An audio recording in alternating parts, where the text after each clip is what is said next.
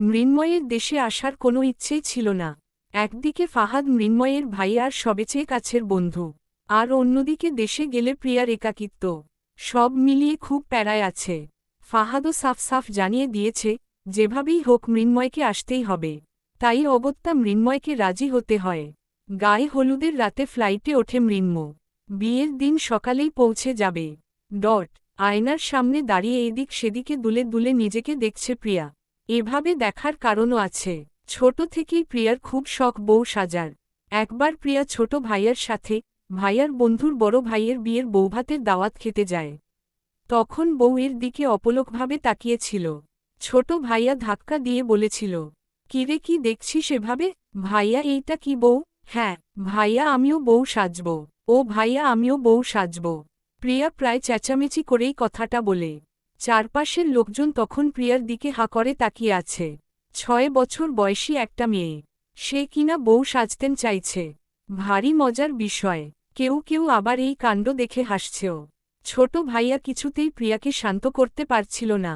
তখন যার বিয়ে সে বলল, তুমি বউ সাজবে? হ্যাঁ আমি ওই মেয়েটার মতো বউ সাজব। কিন্তু বউ সাজলে তো বিয়ে করতে হয়। তাহলে আমিও বিয়ে করব। উপস্থিত সকলে হেসে দিল। সেও হেসে বলল, তুমি বর কোথায় পাবে? তুমি কি হও ওই বউটার? আমিই তো ওর বর। তাহলে তুমি আমারও বর হবে। ও বড় বউ আর আমি ছোট বউ। প্রিয়ার এই কথা শুনে সকলের সে কি হাসি। দম ফাটিয়ে হেসেছিল সবাই। কথাগুলো ভেবেই আয়নার দিকে তাকিয়ে হাসল প্রিয়া। কি কানটাই না করেছিল সেদিন। সবাই তো এখনও খেপায় প্রিয়াকে। বিশেষ করে ওই ভাইয়াটা। দেখা হলেই সবসময় বলতো, কি গো ছোট বউ আমায় মনে আছে? তখন যে প্রিয়া কি লজ্জা পেত। আজ প্রিয়াও বউ সেজেছে। লাল টুকটুকে বউ, ঘেরোয়ালা লাল লেহেঙ্গা পরেছে, পাথরের গলার হার, কানের দুল, টিকলি, আর নাকে নোলক পড়েছে। 2 হাত মেহেদির রঙে আবির্ভূত। 2 হাত ভর্তি লাল চুড়ি। হাত নাড়ালেই সেগুলো রিনিকঝিনিক আওয়াজ করছে। আওয়াজটা শুনতে বেশ লাগছে প্রিয়ার। চুলগুলো সুন্দর করে খোপা করা। তাতে আবার অনেকগুলো গোলাপ গুজে দেওয়া। ব্রাইডাল সাজ। গাঢ় কাজলে চোখগুলো টানা টানা লাগছে। নিজেকে বউ সাজে দেখে নিজেই নিজের প্রেমে পড়ে যাচ্ছে। প্রিয়া যেমনভাবে বউ সাজতেন চেয়েছিল তেমনভাবেই সাজানো হয়েছে। ফাহাদ বলেছিল বিয়ের সব কিছু, এমনকি অর্নামেন্টসও ফাহাদ নিজে পছন্দ করেছে। আর পার্লারের লোকও ফাহাদই ঠিক করে দিয়েছে। প্রিয়া আপনমনেই ভাবে, ফাহাদ আমার পছন্দ জানল কিভাবে? ও কি মন পড়তে পারে? নাকি ওর আর আমার চয়ে যাক? তাই বলে এত মিল? অদ্ভুত। আঙ্গুল কামড়ে কিছুক্ষণ কথাগুলো ভাবল। এরপর আবার নিজেই বলল, ধুর ছাই। যাই হোক, মানুষটা আমার মনের মতো সাজিয়েছে এটাই তো অনেক। এতক্ষণে আয়নায় লক্ষ্য করল পেছনে মা, লামিয়া, পৃথা দাঁড়িয়ে মিটমিট করে হাসছে। ওদের এভাবে হাসতে দেখে প্রিয়া লজ্জা পেয়ে যায়। মা প্রিয়ার দিকে এগিয়ে এসে প্রিয়া 2 গালে চুমু খায়। আমার মেয়েটাকে কি সুন্দর লাগছে। মনে হচ্ছে চোখের সামনে লাল টুকটুকে একটা পরী দাঁড়িয়ে আছে। আজ যদি তোর বাবা থাকতেন, তাহলে দেখতি কত খুশি হতো সে। 2 চোখ ভরে দেখত তার ছোট্ট পরীকে। মায়ের চোখে পানি স্পষ্ট। প্রিয়ার নিজের বুকেও মোচড় দিয়ে ওঠে। মাকে জড়িয়ে ধরে কেঁদে দেয়। মা তৎক্ষণাৎ প্রিয়ার চোখের পানি মুছে দিয়ে বলেন, খবরদার, আজ আর কোনো কান্না নয়। আমার মেয়েকে দেখতে পচা লাগবে এটা আমি চাই না। তুই ওদের সাথে বাহিরে আয়। আমি দেখি সবাই রেডি হলো কি না। মা, ভাবিরা আসেনি? না। প্রিয়ার মুখটা মলিন হয়ে গেল। প্রিয়া ভেবেছে অন্তত আজ বিয়ের দিনে ভাবিরা আসবে। ননদের বিয়ে অথচ 2 ভাবির এক ভাবিও থাকবে না। এত খুশির মুহূর্তেও তাদের পাশে পাবে না। তারা অন্যায় করেছে করুক, আজকে যদি একবার আসত প্রিয়া সব ভুলে যেত সব। আজ প্রিয়া ভালোবাসার মানুষটিকে নিজের করে পেতে চলেছে। তাই সবার ওপর মান অভিমানের ভ্যানিশ করে দিত। মা হেসে বলেন, আসেনি এখনো, তবে আসবে। প্রিয়া খুশি হয়ে বলে, সত্যিই আসবে? হ্যাঁ। কখন আসবে কখন? ওরা সরাসরি কমিউনিটি সেন্টারে আসবে। আচ্ছা। মা চলে যাওয়ার পর লামিয়া এগিয়ে আসল। প্রিয়া দুলে দুলে বলে, আপু, আমায় কেমন লাগছে রে? শাকচুন্নির মতো। প্রিয়া মুখটা গোমরা করে বলে, আপু, অন্তত আজ সত্যি বল। সত্যিই তো বললাম। রাখো তোর সত্যি। ভেবেছিলাম তোর যদি ছেলে হয় তাহলে আমার মেয়ের সাথে বিয়ে দিব। কিন্তু এখন ডিসিশন চেঞ্জ। এমন হিংসুক বেআইন আমার চাই না। এখনো বিয়ে হলো না, কিছু হলো না আর তুই বাচ্চার বিয়ে পর্যন্ত চলে গেছিস। ভাবতে কি কিছু করা লাগে নাকি? ফাজিল। প্রিয়ার দুলাভাই দ্রুতবেগে রুমে প্রবেশ করলেন। কই কই আমার জানের টুকরাটা কই? দুলাভাই প্রিয়াকে আদর করে জানের টুকরা বলে ডাকে। এর ঘোর প্রতিবাদ জানায় একদিন লামিয়া। তখন দুলাভাই বলেছিল, তুমি তো আমার জান, আর শালিকা আমার জানের টুকরা। ভালো তো আমি তোমাকেই বেশি বাসি। লামিয়া মুখে কিছু না বললেও মনে মনে হেসেছিল।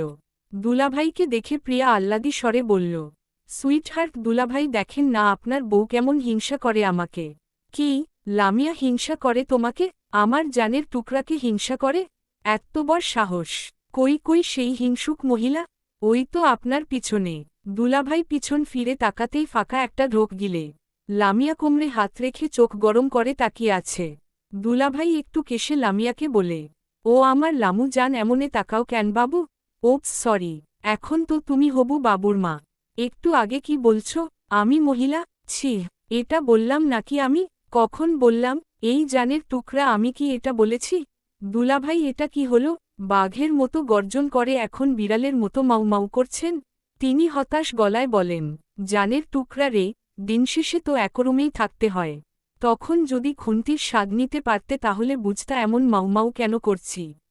দুলাভাইয়ের কথা শুনে প্রিয়া আর পৃথা হাসতে হাসতে সোফায় গড়াগড়ি খাচ্ছে। দুলাভাই বলেন, হাসো হাসো, সত্যি বললে তো হাসবাই। তোমার বান্ধবী পৃথাকে জিজ্ঞেস করে দেখো ওর জামাইরেও এমনই হাদানি পাদানি দিয়ে রাখে। ওর কথাই বাকি বলছি আর। আজ বিয়েটা হোক, বেচারা ফাহাদেরও এই অবস্থাই হবে। তোমরা বউরা তো বাড়িতে একজন প্রেসিডেন্ট। ওরা এখনও হেসেই চলেছে। হাসি শেষ হয়েছে আমার জানের টুকরা। চলো তাড়াতাড়ি কমিউনিটি সেন্টারে বরের আগে পৌঁছাতে হবে। ভাইয়ারা তারা দিচ্ছে। প্রিয়া কোনো রকমে হাসি থামিয়ে বলে, চলেন। রুমের বাহিরে যেতেই বড় ভাইয়া আর ছোট ভাইয়া প্রিয়াকে বুকে জড়িয়ে নেয় পরম আদরে। পাশ থেকে ওই ভাইয়াটা মানে যাকে প্রিয়া বর হওয়ার কথা বলেছিল। সে বলে, ছোট বউ আমায় রেখেই অন্য কাউকে বিয়ে করবে? প্রিয়ার মুখ লজ্জায় লাল হয়ে যায়। গাড়িতে পৃথা আর প্রিয়া পাশাপাশি বসেছে। হঠাৎ পৃথাকে খোঁচা মেরে প্রিয়া বলে, ওই আর কতক্ষণে পৌঁছাবো? বেশি সময় লাগবে না। কেন? কেন আবার কি? ফাহাদকে জামাই সেজে কেমন লাগছে দেখব না? এত পাগল হচ্ছিস কেন? তোর বিয়ের সময় তুই মনে হয় হসনি? তোর মতো এত না। চুপ কর, ঝগড়া করবি না ঝগড়ুটে। হুহো, ভিডিও কল দিয়ে দেখলেই তো হয়। না রে, সেটা হবে না। কেন? গায়ে হলুদের রাতেই বলে দিয়েছি বিয়ের সাজে সরাসরি দেখব। কোনো ভিডিও কল হবে না, এমনকি কোনো ছবিও শেয়ার করা হবে না। তাহলে আর কি, একটু তো ওয়েট করতেই হবে। আকাশ ভাইয়া কোথায়? তোর ভাইয়াদের সাথে আছে। ওহ, কমিউনিটি সেন্টারে পৌঁছেই ভাবিদের দেখতে পায়। প্রিয়াকে দেখে তারা হাসি হাসি মুখে এগিয়ে আসে। তোমাকে কি সুন্দর লাগছে প্রিয়। এত সুন্দর ননদিনীকে তোমরা কষ্ট দাও কিভাবে? প্রিয়ার কথাটা শুনে ভাবিদের মুখ মলিন হয়ে যায়। প্রিয়া দুই ভাবির হাত ধরে বলে, ভাবি যা হওয়ার হয়েছে ভুলে যাও প্লিজ। মনের মধ্যে আর কোনো ক্ষোভ রেখো না। রামিম সেদিন ওরকম বিহেভ না করলে এত ঘটনা ঘটত না। কিন্তু দেখো, রামিমও বিয়ে করেছে অন্য কাউকে। আমিও আমার ভালোবাসার মানুষটিকে বিয়ে করছি। তাহলে আর কিসের রাগ অভিমান থাকবে বলো? আর আমার ওপর যদি রাগ অভিমান থাকেও তাহলে কোনো সমস্যা নেই। আমি তো পরের ঘরে চলেই যাব। আমাকে তোমাদের সহ্য করতে হবে না। তোমরা শুধু ভাইয়াদের নিয়ে মায়ের সাথে এক বাড়িতে থাকো প্লিজ। আমি চলে আসাতে আমার মা যে বড্ড একা হয়ে যাবে গো। আবার আগের মতো সবাই এক হয়ে যাও। নাতি নাতনিদের নিয়ে মায়ের সময় কেটে যাবে। আমার মাকে তোমরা কেউ কষ্ট দিও না গো। যদি মাকে বোঝা মনে হয় কোনোদিন 1 সেকেন্ডের জন্য তাহলে সাথে সাথে আমাকে ফোন দিবে। আমার জান্নাতকে আমি আমার কাছে এনে রাখব। তবুও অবহেলা করো না মাকে। তুমি কি আমাদের এতই খারাপ ভাবো প্রিয়? আমরা এখন থেকে সবাই একসাথে থাকব আগের মতো। মায়ের কোনো অবহেলা হবে না। মাথায় তুলে রাখব দেখো। আর তোমার প্রতিও আমাদের কোনো রাগ নেই। দোষ করলে আমরা করেছি। তুমি তো কোনো দোষ করনি। উল্টো আমরাই ক্ষমার অযোগ্য। তোমাদের ওপর কোনো রাগ নেই আমার ভাবি। তোমরা সব রাগ অভিমান ভুলে আমার বিয়েতে এসেছ, একসাথে থাকবে বলেছ, এটাই আমার বিয়ের বড় গিফট। আর কিচ্ছু চাই না তোমাদের থেকে। পাগলি বোন, বড় ভাইয়ার 2 বাচ্চা আর ছোট ভাইয়ার 1 বাচ্চা, মোট 3 জনে মিলে প্রিয়ার লেহেঙ্গা ধরে টানছে। প্রিয়া নিচে তাকিয়ে দেখে 3 বিচ্ছুকে লেহেঙ্গা ধরে বলে, আব্বু, আম্মু আমার লেহেঙ্গা এভাবে টানলে তো খুলে যাবে। তখন তো লজ্জা পাবো ফুপি। ছোট ভাইয়ার ছেলেটা তুতলিয়ে তুতলিয়ে বলে, ও পুপি, পুপি তুমালে ছুন্দল নাগতাছে, আছো ছবি তুলব। আমার বাবাটা ছবি তুলবে, আমলা ছুবাই ছবি তুলব। আচ্ছা চলো ফটোগ্রাফারকে বলি আমাদের চারজনের সুন্দর করে ছবি তুলে দিতে। ঠিক আছে, আচ্ছা। প্রিয়া তিন পিচ্ছিকে নিয়ে বিভিন্ন স্টাইলে ছবি তুলতে ব্যস্ত। ওইদিকে বরযাত্রী এসে পড়েছে, সে খেয়ালি নাই। সবাই বরের কাছে এগিয়ে গিয়েছে। পৃথাসহ প্রিয়ার স্কুল ও কলেজের বন্ধু বান্ধবীরা গেট ধরে টাকা দাবি করেছে। খুব হইচই হচ্ছে। পিচ্ছিগুলা শব্দ শুনে বলে, মনে হয় বর এসেছে, এই চল চল বর দেখি। ফটোগ্রাফার বলে, ম্যাম আপনি দাঁড়ান, কিছু সিঙ্গেল ছবি তুলি আপনার। ঠিক আছে। গেটের সব ঝামেলা চুকিয়ে বরযাত্রীরা ভেতরে প্রবেশ করে। ফাহাদ ভেতরে গিয়ে থমকে যায় প্রিয়াকে দেখে। প্রিয়া তখন ছবি তোলায় ব্যস্ত। চোখ ধাঁধিয়ে যাচ্ছে ফাহাদের। বউ সাজে কাউকে এতটা সুন্দর লাগতে পারে? শুধু একজোড়া চোখ নয়, দুইজোড়া চোখ প্রিয়ার ওপর স্থির। একজোড়া ফাহাদের আর অন্যজোড়া মৃন্ময়ের। মৃন্ময়ের দৃষ্টি ভরা অবাক, কৌতূহল আর সেই সাথে বুকে চিনচিনে ব্যথা অনুভব করা। মৃন্ময় মনে মনে ভাবে, আমি কি ঠিক দেখছি? প্রিয়া এখানে, তাও বউ সাজে। কয়েকজন ফাহাদকে নিয়ে বসায়। মৃন্ময় তখনও ঠায় দাঁড়িয়ে আছে। পা চলছে নাড়র, মনে হচ্ছে মাটি কামড় দিয়ে ধরে রেখেছে। ছবি তোলা শেষে প্রিয়া ফাহাদের দিকে তাকিয়ে হা হয়ে যায়। লাল খয়েরি শেরওয়ানিতে অপূর্ব লাগছে ফাহাদকে। বাম হাতে একটা কালো ঘড়ি। মাথায় পাগড়ি নেই, পাগড়িটা পরে আছে পাশের একজন ছেলে। সম্ভবত ফাহাদের বন্ধু হবে। পৃথা এসে প্রিয়াকে ফাহাদের পাশে বসায়। আর চোখে ফাহাদকে দেখছে প্রিয়া। লাজুক লাজুক চোখে তাকায় বারবার। হুট করেই সামনে দৃষ্টি যায়। প্রিয়ার হাসি বিলীন হয়ে যায়। মৃন্ময় এখানে কেন? তখনই ফাহাদ ইশারায় মৃন্ময়কে ডাকে, এদিকে আয় মৃন্ময়, ওখানে দাঁড়িয়ে আছিস কেন? প্রিয়া ভ্রু কুঁচকে বলে, কে উনি? আমার ভাই। আমি তো জানতাম তুমি একাই আর ফুল। আরে ও আমার খালাতো ভাই, এতদিন বাহিরে ছিল, আমার বিয়েতে এসেছে। ওহ! প্রিয়ার মনে এবার ভয়ে ঢুকে যায়। মৃন্ময় ফাহাদের ভাই। ফাহাদ যদি জানতে পারে মৃন্ময় প্রিয়াকে ভালোবাসে তাহলে কি হবে? ভাইয়ের জন্য ত্যাগ করবে? আবার স্বপ্ন ভেঙে যাবে। ভয়ে ঘেমে যাচ্ছে প্রিয়া। ফাহাদ প্রিয়াকে ঘামতে দেখে বলে, আর ইউ ওকে? ইয়াহ! প্রিয়ার বান্ধবীরা সব দৌড়ে আসে। ফাহাদকে টেনে নিয়ে বলে, চলেন দুলাভাই ছবি তুলব। প্রিয়ার কিচ্ছু ভালো লাগছে না। চারপাশে চোখ বুলায় প্রিয়া। সকলের এত হাসিখুশি মুহূর্ত কি নিমিষেই শেষ হয়ে যাবে? মৃন্ময় ধীরে ধীরে প্রিয়ার দিকে এগিয়ে আসে। তখনই ফুল এসে প্রিয়াকে নিয়ে যায় ছবি তোলার জন্য। প্রিয়ার হাসি আসছে না, মুখে জোরপূর্বক কৃত্রিম হাসি ফুটিয়ে ছবি তুলছে। বিষয়টা খেয়াল করেছে ফাহাদ। সবার চোখের আড়ালে নিয়ে যায় প্রিয়াকে। কি হয়েছে তোমার প্রিয়া? এমন ভীত দেখাচ্ছে কেন তোমাকে? আচমকা ফাহাদকে জড়িয়ে ধরে প্রিয়া। তুমি আমায় ঠকাবে না তো ফাহাদ? আমায় ছেড়ে যাবে না তো? রিল্যাক্স। কি হয়েছে আমায় বলো। নো। মৃন্ময় কি? প্রিয়া চুপ করে আছে। ফাহাদ বলল, আমি বিয়েটা করব না। প্রিয়ার মাথায় যেন আকাশ ভেঙে পড়ল। বিয়ে করবে না মানে? আমি বিয়েটা করব না, এটাই বলবো ভেবেছিলে? ফাহাদের কথার কিছুই বুঝতেই পারছে না প্রিয়া। হ্যাচকা টান দিয়ে প্রিয়াকে নিজের কাছে নিয়ে আসে। চোখে চোখ রেখে বলে, আমি সব জানি। মৃন্ময়ের সাথে তোমার বিয়ে ঠিক হয়েছিল। মৃন্ময় রিমির জন্য বিয়েটাও ভেঙে দেয়। এরপর মৃন্ময় তোমাকে ভালোবেসে ফেলে। সব জেনে শুনেই আমি এতদূর এগিয়েছি। তুমি সব জানতে, সব জেনেও বিয়ে করছো? লিসেন প্রিয়া, আমি এতটা মহৎ নই যে নিজের ভালোবাসাকে ভাইয়ের হাতে তুলে দিব।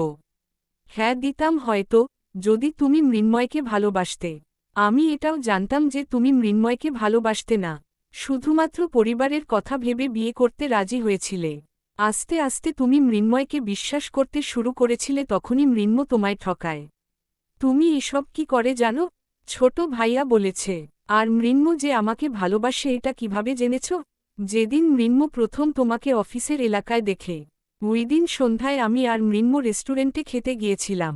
তোমার পিছু যখন আমরা নিই তখন তোমায় পেছনে থেকে দেখেই চিনেছিলাম। বিশ্বাস করো তখন এত কষ্ট হয়েছিল এটা ভেবে যে মৃন্ময় আর আমার ভালোবাসার মানুষটা একজনই। অনেকবার ভেবেছিলাম সরে যাব, কিন্তু মন বলল এই ভুল করিস না। তখন আমি সব ইনফরমেশন নিতে লাগলাম। এরপর যখন তোমার ভাইয়ার সাথে পরিচয় হয় ভাইয়াকে সব খুলে বললাম। পরে ভাইয়া সব বলেছে। তাহলে আমার প্রথম অতীতের কথাও তুমি জানতে? এজন্যই আমার কথাগুলো তখন শুনোনি? হ্যাঁ জানতাম, কিন্তু ওইগুলা ভাইয়া বলেনি। তোমার ডায়েরি পড়ে জেনেছি।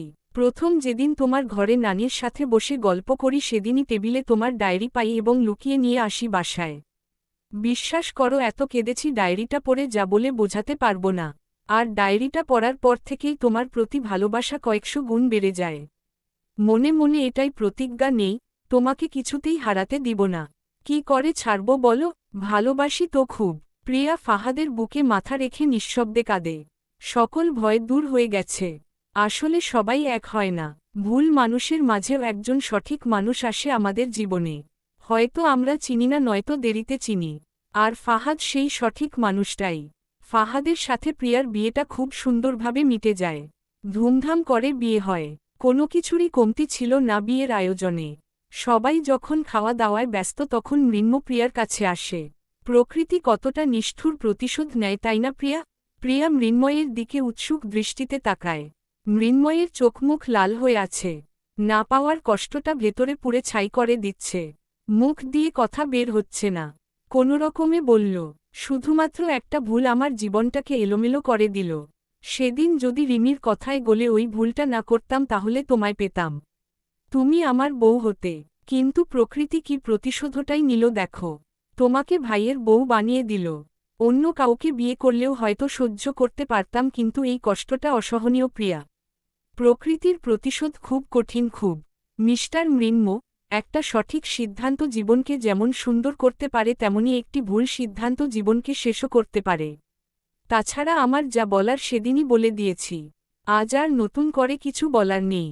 আমার ভালোবাসার মানুষটা ফাহাদ না পাওয়ার কষ্ট সহ্য করা যায়, কিন্তু পেয়েও হারানোর কষ্ট সহ্য করা যায় না। আমি মনে করি আল্লাহ যা করে ভালোর জন্যই করে। প্রিয়া আর কথা বাড়ায় না। সামনের দিকে এগিয়ে যায়। প্রিয়ার যাওয়ার দিকে একরাশ আফসোস নিয়ে তাকিয়ে থাকে মৃন্ময়। প্রিয়াকে একটা চেয়ারে টেনে বসায় দুলাভাই। বসো বসো, নিজের বিয়েতে নিজেই খাবে না? বলেই এক লোকমা বিরিয়ানি প্রিয়ার মুখে তুলে দিল। আর ছোট ভাইয়া সেই মুহূর্তের ছবি তুলে নিল। জন্মদিনে পচাতে কাজে লাগবে পড়ে। দরজার সামনে দাঁড়িয়ে দুলাভাই ফাহাদকে বলে, বুঝলা ফাহাদ, বিড়ালের মতো মাউ মাউ করার আগেই বাসরঘরে বিড়াল মেরে ফেল। ফাহাদ কি বলল শোনা গেল না। প্রিয়া আড়ি পেতে শোনার চেষ্টা করছে। দুলাভাই আবার বলে, হাইসো না মিয়া, আমার শালিকারে তো চিনো না। এমন নাকানিচুবানি খাওয়াইব টেরো পাইবা না। দুলাভাইয়ের সাথে সাথে আকাশসহ আরও অনেকেই হো হো করে হেসে দিল। শুধুমাত্র মৃন্ময়ই চুপ করে আছে। ওর এসবের ভেতর একদম থাকার ইচ্ছে ছিল না। সবার জোরাজুরিতেই বাসরঘরের সামনে আসা। মৃন্ময়কে বেশ ভালো করেই দেখছে ফাহাদ। ফাহাদ ভাবে, কষ্ট হওয়াটাই স্বাভাবিক। সবাই চলে যাওয়ার পর ফাহাদ রুমে ঢোকে। প্রিয়া তখন দরজার আড়ালে ছিল। আচমকা প্রিয়াকে দেখে ভয় পেয়ে যায়। ওমা গো! প্রিয়া ফাহাদের মুখ চেপে ধরে বলে, চুপ, এভাবে চেঁচাচ্ছ কেন? আমি কি চোর না ডাকাত? প্রিয়ার হাত সরিয়ে ফাহাদ বলে, তুমি এখানে কেন? শুনছিলাম। কি? তোমাদের কথা। দুলাভাই বিড়াল মারার কথা বলল কেন? নিরীহ বিড়ালের দোষ কি? ফাহাদ মিটমিট করে হাসছে। উত্তর না দিয়ে এমন চোরের মতো হাসছ কেন? চোররা এভাবে হাসে? এটাকে চোরামি হাসিই বলে। আর কত রকম হাসি আছে। কথা ঘুরাচ্ছ কেন? কখন কথা ঘুরালাম? বিড়াল মারার কথায় ছিলাম আমরা। ও আচ্ছা, বিড়ালের তো অনেক দোষ। কোনটা রেখে কোনটা বলবো? যেগুলো মেইন সেগুলোই বলো। আচ্ছা বলছি, আসো। ফাহাদ প্রিয়াকে টেনে ড্রেসিং টেবিলের সামনে নিয়ে যায়। পেছনে থেকে জড়িয়ে ধরে বলে, জানো বিড়ালটাকে না আমার মারতে ইচ্ছে করে না। তাহলে মেরো না। মারবই তো না। এত কিউট বিড়াল কেউ মারতে নাকি? কোথায় সেই বিড়াল? আমিও দেখব। দেখবে? হ্যাঁ, শিউর, পাক্কা শিউর। আচ্ছা, আয়নার দিকে তাকিয়ে দেখো লাল লেহেঙ্গা পরা মেয়েটাই বিড়াল। প্রিয়া চোখগুলো বড় বড় করে বলে, কি? আমি বিড়াল? ফাহাদের থেকে নিজেকে ছাড়িয়ে নিয়েই পিঠে কয়েক দফা কিল বসিয়ে দিল। ফাহাদ মার খেয়ে বলে, দুলাভাই ঠিকই বলেছিল। এজন্যই বাসর রাতে আগে বিড়াল মারা উচিত। এখন বিড়ালের হাতেই আমায় মার খেতে হচ্ছে। আরও মার খাওয়ার ইচ্ছে আছে? না, না, আমি আর তোমার ধারেকাছেও ঘেঁষছি না। আমি শুতে গেলাম। ফাহাদ বিছানার একপাশে গিয়ে শুয়ে পড়ল। পিছু পিছু প্রিয়াও গেল। প্রিয়াকে দেখে ফাহাদ অন্য পাশে ঘুরে শুল। আর মিটিমিটি হাসে। পেছনে থেকে প্রিয়া বলে, তোমার কি খুব লেগেছে? ফাহাদ চুপ। কথা বলছো না কেন? ফাহাদ কথা বলছে না দেখে প্রিয়াও বিছানায় উঠে গেল। ফাহাদের দুই হাতের মাঝখান দিয়ে একদম মুখোমুখি বালিশে মাথা রাখল প্রিয়া। ফাহাদ একবার তাকিয়ে আবার চোখ বন্ধ করে ফেলে। প্রিয়া ফাহাদের গালে হাত রেখে বলে, রাগ করেছ? আমি রাগ করলেই কার কি আসে যায় তাতে? অনেক কিছু আসে যায়। সর। না সরব না। প্রিয়া এক হাত পা ফাহাদের ওপর দিয়ে ঝাপটে ধরে শুয়ে রইল। ফাহাদ আর তখন রাগের অভিনয় করে থাকতে পারল না। চট করে প্রিয়াকে জড়িয়ে ধরে হেসে দিল। রাগ শেষ? আমি কি সত্যি রাগ করেছিলাম নাকি? তাহলে কি মিথ্যা রাগ করেছিলে? হ্যাঁ, যাতে তুমি নিজ থেকেই কাছে আসো। কি ফাজিল। ফাহাদ প্রিয়াকে ধরে উঠে বসায়। আচ্ছা প্রিয়া, একটা জিনিস খেয়াল করেছ? কি? তোমাকে এত এত গয়না দিয়েছি, কিন্তু একটা জিনিস দেইনি। কি? ভেবে দেখো তো কি। আমি তো কোনো কিছুর কমতি দেখছি না। পা দাও। মানে? আরে দাও না। প্রিয়া পা এগিয়ে দিল।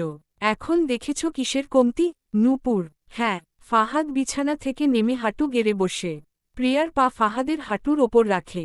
খুব যত্নসহকারে নূপুরগুলো পরিয়ে দেয়। নূপুরের সৌন্দর্যে প্রিয়া বিস্মিত হয়।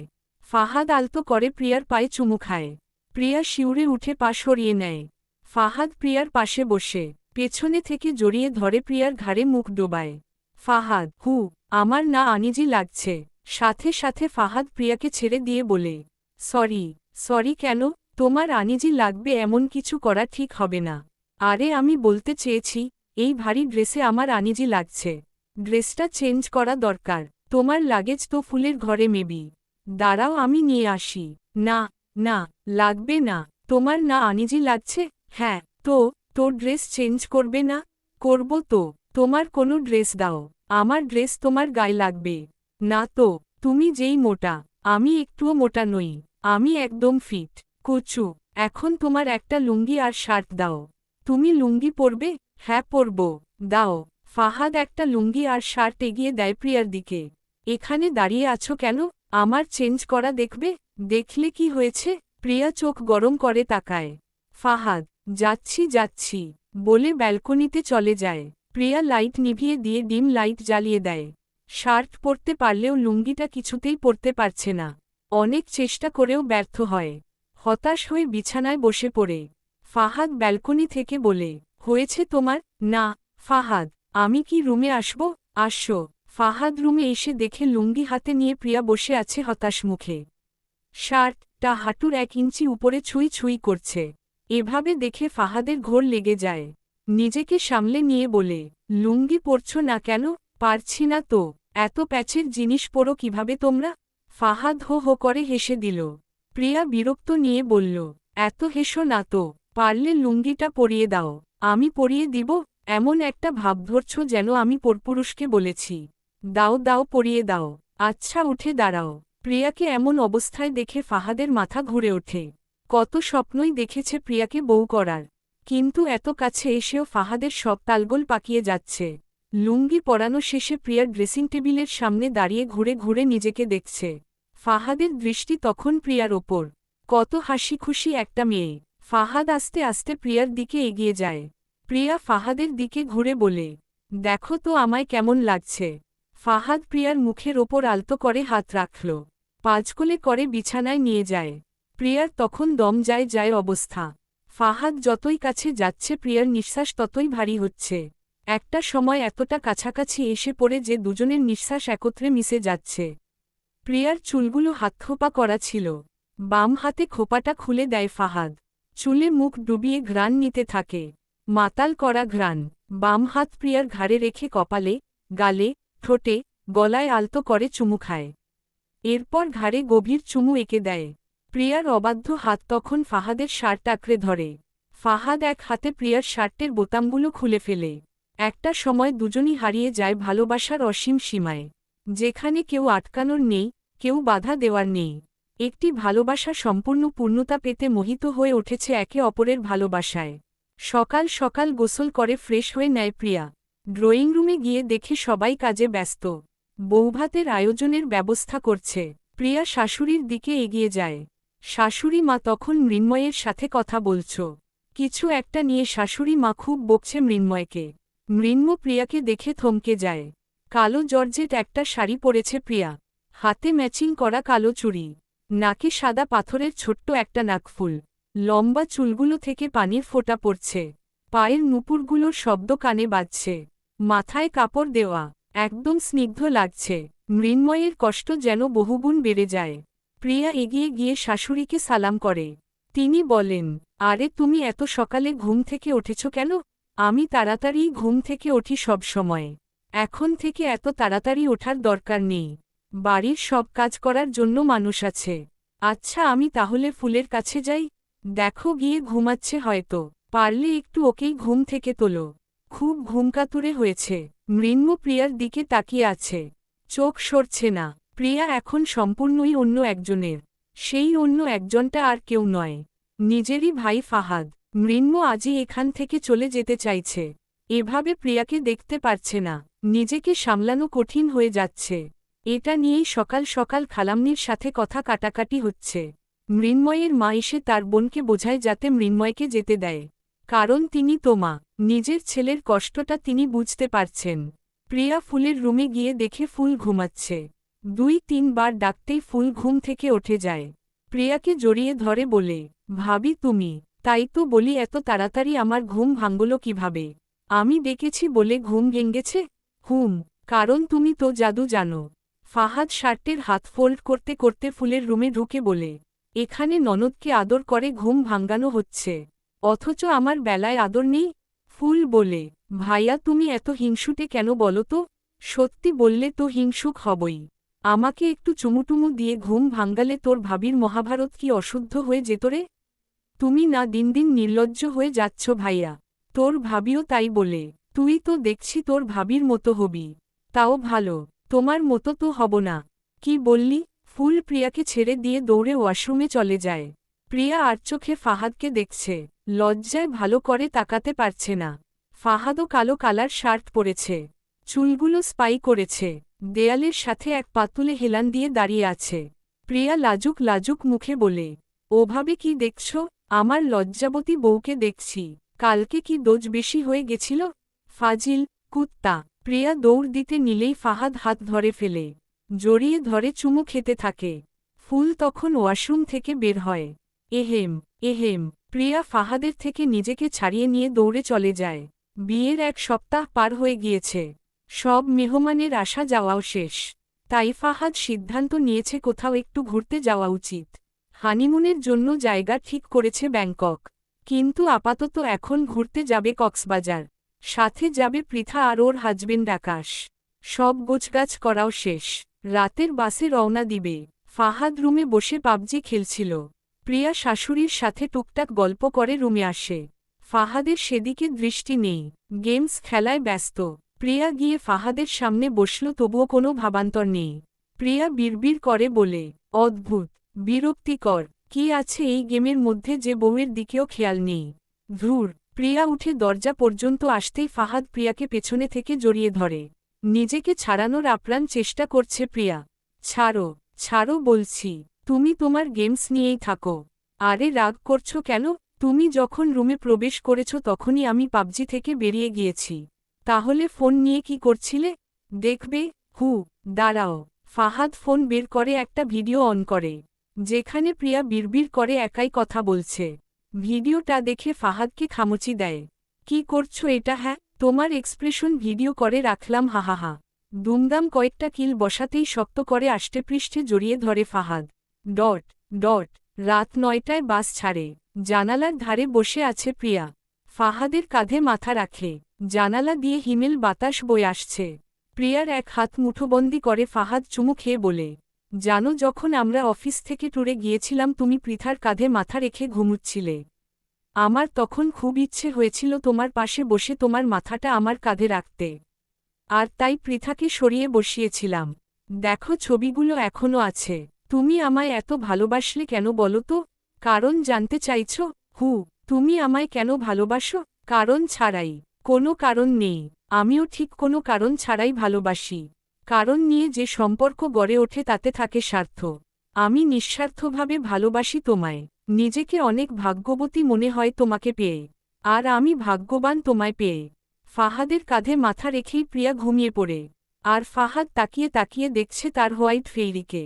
ভোরে ওরা কক্সবাজার পৌঁছায়। আগে একটা হোটেলে ওঠে। প্রিয়া আর ফাহাদের পাশের রুমে পৃথা আর আকাশ। প্রিয়া ফ্রেশ হয়েই শুয়ে পড়ে। ফাহাদ ফ্রেশ হয়ে এসে দেখে একটুখানি সময়ে ঘুমিয়েও পড়েছে। ডাকতে গিয়েও ডাকল না, ভাবল ঘুমাক একটু। 10টার দিকে খাওয়া দাওয়া করে বিচে যায়। পানি দেখেই প্রিয়া লাফাতে থাকে। পৃথা আর প্রিয়া দুজনে দৌড়ে পানিতে চলে যায়। হাত ধরে দুজনেই ইচ্ছেমতো লাফাচ্ছে, হাসছে। আকাশ আর ফাহাদ দাঁড়িয়ে দাঁড়িয়ে দেখছে। সবাই মিলে অনেকটা সময় পানিতে কাটায়।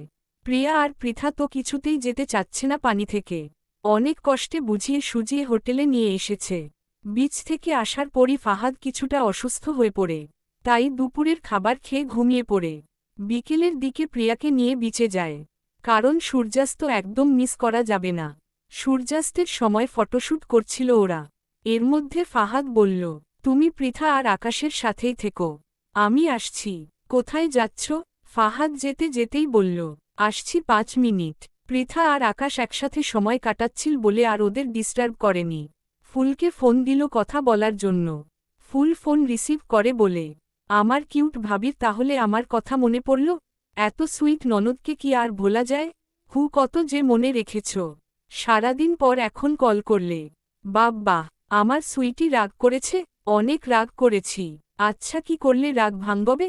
মম, আসার সময় অনেকগুলো আচার আর বাদাম নিয়ে আসবা ওকে? আচ্ছা, সাথে আরও অনেক কিছুই নিয়ে আসব। আমার লক্ষ্মী ভাবি। বাবা মা কেমন আছে? ভালো আছে। মা কোথায়? মা তো মায়ের ঘরে। ও ভাবি তুমি কি এখন বিচে? হ্যাঁ, কেন? আমি হোয়াটসঅ্যাপে ভিডিও কল দিচ্ছি, তুমি আমাকে সানসেট দেখাও প্লিজ প্লিজ প্লিজ। আচ্ছা পাগলি। ভিডিওক্লে সানসেট সহ আশেপাশের বিভিন্ন দৃশ্য দেখাচ্ছিল।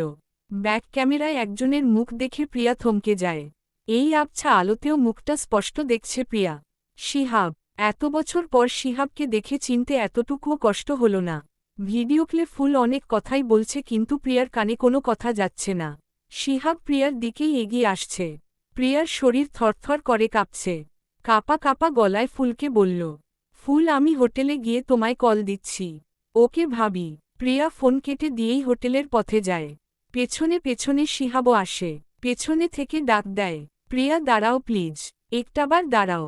শিহাব দৌড়ে প্রিয়ার সামনে গিয়ে দাঁড়ায়। একটু ঝুঁকে হাঁপাতে হাঁপাতে বলে, প্লিজ কিছু কথা বলবো। প্রিয়া এবার ভালো করে দেখছে শিহাবকে।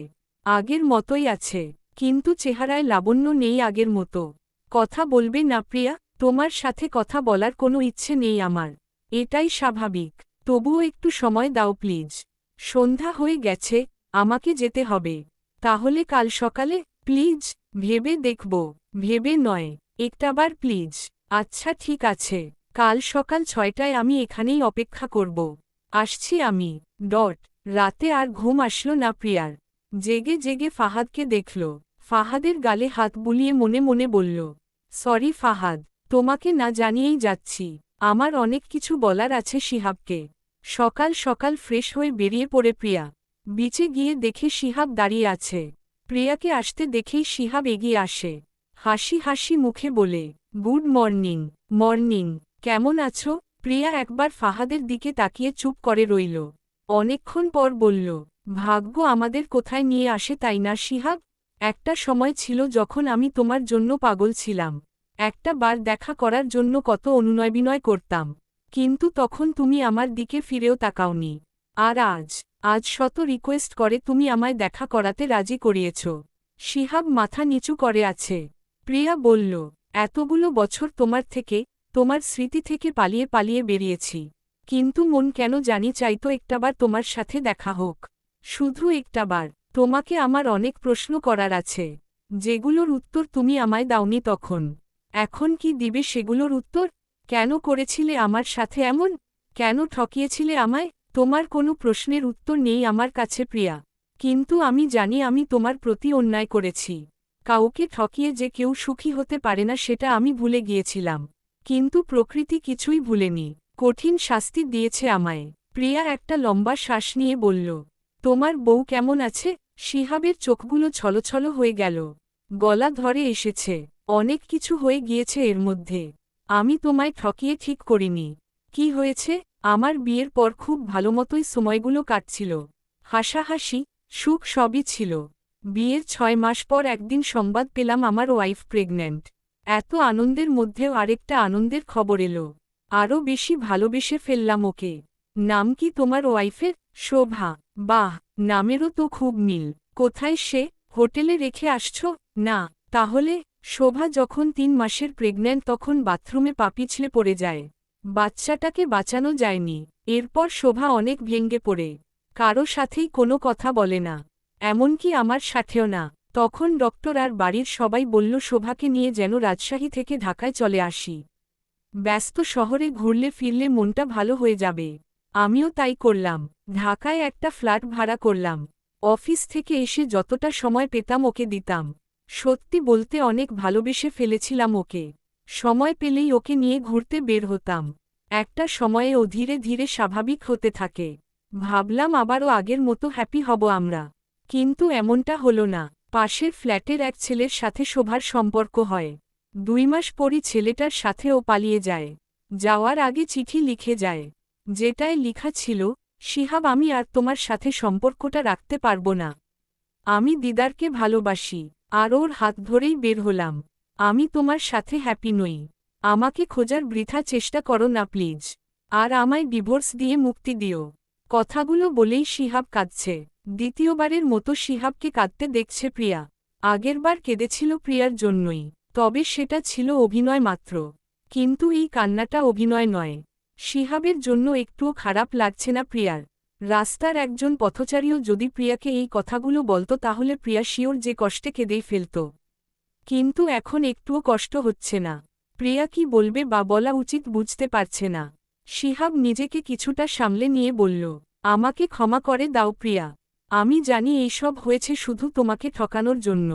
প্রিয়া তখনও ঠায় দাঁড়িয়ে আছে। এবার শিহাব প্রিয়ার হাত ধরে বলল, আমায় ক্ষমা করে দাও প্লিজ। আরেকটাবার কি আমায় ক্ষমা করে সব আগের মতো করা যায় না? একটা সুযোগ আমাকে দাও। পৃথিবীর সব ভালোবাসা তোমায় দিব। শুধু একটাবার সুযোগ দাও। আমি জানি তুমিও আমায় এখনও ভালোবাসো। প্রিয়া শিহাবের থেকে নিজের হাত ছাড়িয়ে নিল। ঠোঁটের কোণে তাচ্ছিল্যর হাসি। আমাকে টাচ করার কোনো রাইট নেই তোমার শিহাব। আর আমি তোমায় সুযোগ দিব মানে কি? তুমি কি জানো আমি বিবাহিত? আদারওয়াইজ তুমি ভুল জানো। আমি তোমাকে ভালোবাসি না। একটা প্রতারক কখনোই আমার ভালোবাসার যোগ্য না। তুমি ম্যারিড? কেন বিশ্বাস হচ্ছে না? তুমি কি ভেবেছিলে আমি তোমার অপেক্ষায় পাগল বনে যাব?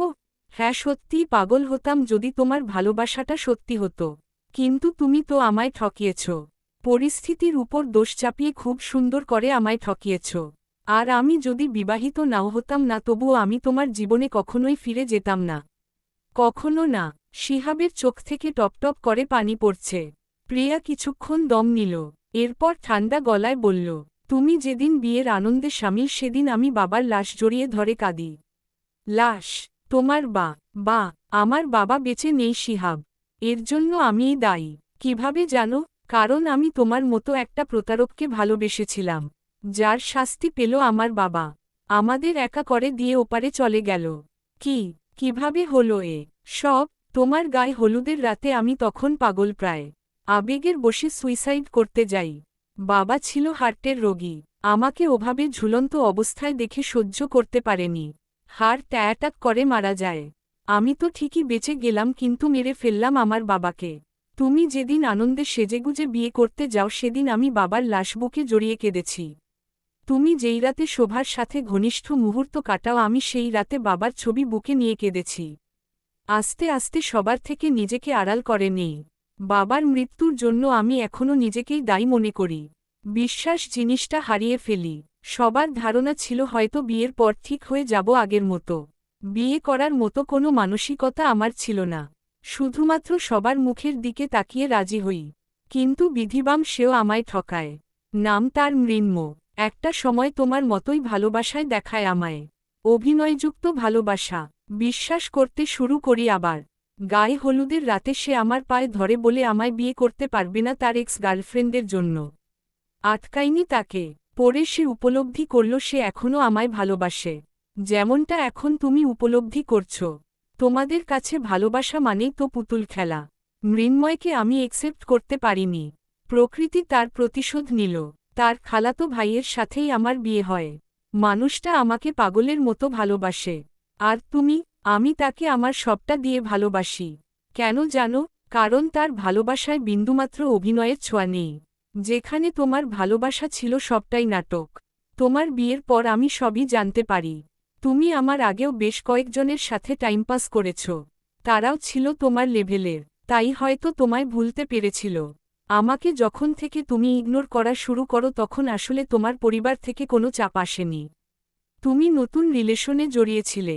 আর সবেচেয়েও মজার বিষয় ছিল আমার জন্য এটা যে তোমার বিয়ে আরও আগেই ঠিক হয়েছিল শোভার সাথে। আমি ছিলাম তোমার টাইম পাস, কিন্তু আমার ভালোবাসা ছিলে তুমি। আমার পরে যার সাথে রিলেশনে গিয়েছ তার সাথে এক সপ্তাহের মতো রিলেশন ছিল, তাই না? এরপর শোভাকে বিয়ে করো। বিয়ের আগেও আমার কাছে কতই না নাটক করেছ। তুমি বলেছিলে তোমার পরিবারের সবাই জানে আমার কথা, কিন্তু সত্যিটা হলো কেউই জানত না আমার কথা, শুধুমাত্র ঢাকার তোমার সেই বন্ধুগুলো বাদে। তুমি বলেছিলে তোমার পরিবার আমায় মানবে না, আমি ঢাকা শহরের মেয়ে বলে। সত্যিটা হলো তুমি বাড়িতে বিয়ের বিষয়ে আমার কথা জানাওনি। আমার বন্ধুরা যখন আমায় ছেড়ে যাওয়ার কারণ জানতে চাইল তোমার কাছে, তুমি বলেছিলে আমার আর্থিক অবস্থা ভালো না, তাই তোমার পরিবার মানবে না কখনো। ভাবতে পারছো কতটা নিচু তোমার মন?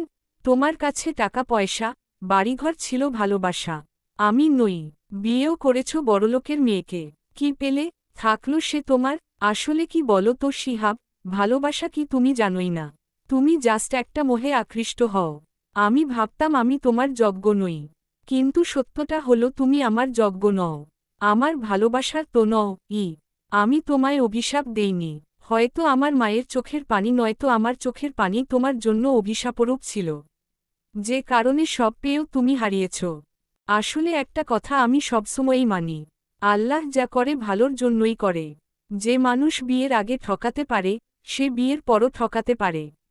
এজন্যই হয়তো আল্লাহ তোমার সাথে আমার জোড়া বানায়নি। তুমি চলে গিয়েছ বলেই আমি সত্যিকারের ভালোবাসার দেখা পেয়েছি।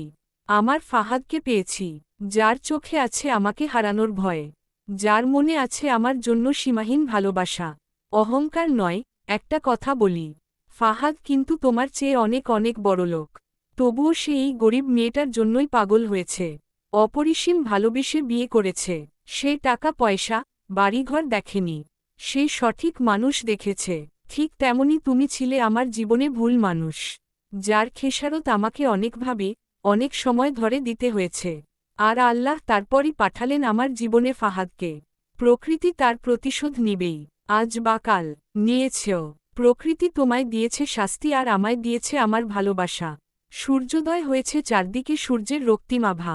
প্রিয়ার দৃষ্টি সেখানেই। শিহাবের দিকে তাকাতেই দেখল শিহাবের চোখ বেয়ে পানি পড়ছে।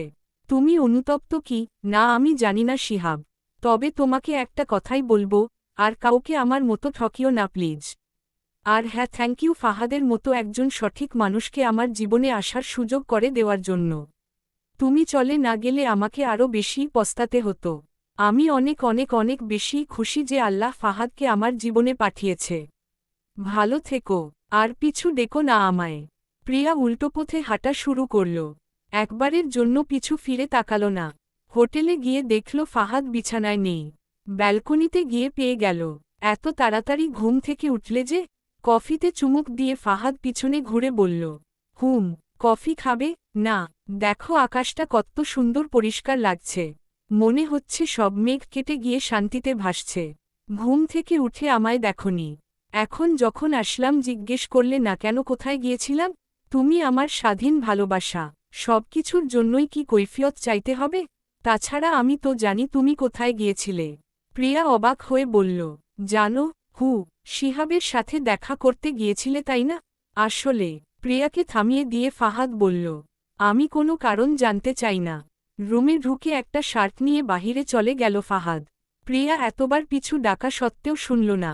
খুব ভয় করছে। ফাহাদ কি ভুল বুঝল? ছেড়ে দিবে কি ভুল বুঝে? উপায় না দেখে ফোন করে। রুমের মধ্যেই ফোন বেজে ওঠে। ফোনটা রুমেই রেখে গেছে।